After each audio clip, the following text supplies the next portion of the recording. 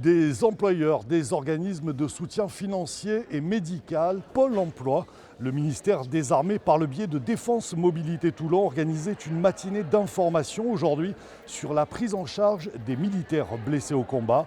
De nombreux stands, des interlocuteurs présents au domaine des gueules cassées à La Valette afin de permettre à ces militaires touchés physiquement ou psychologiquement d'accepter leur handicap, de le faire reconnaître et d'envisager aussi une reconversion dans la vie civile.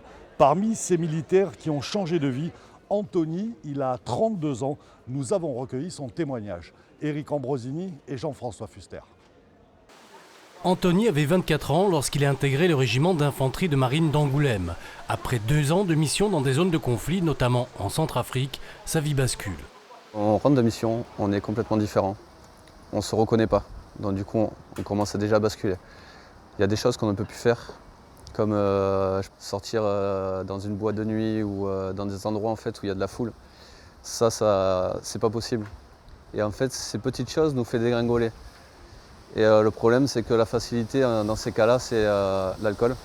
L'alcool pour cacher un traumatisme, se mentir à soi-même. Une attitude que Luc de Coligny connaît bien. Bonjour. Directeur de la maison Athos, située près de l'hôpital Sainte-Anne, il vient en aide aux militaires blessés physiquement ou victimes comme Anthony de syndrome post-traumatique.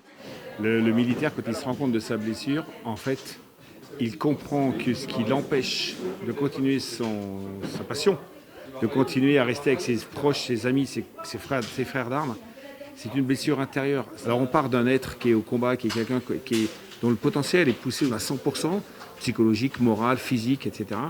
Et d'un seul coup, voilà, la prise de conscience fait que tout s'écroule. Après des semaines, des mois de traitement, Anthony a quitté l'armée. Les institutions lui ont permis une reconversion dans le civil.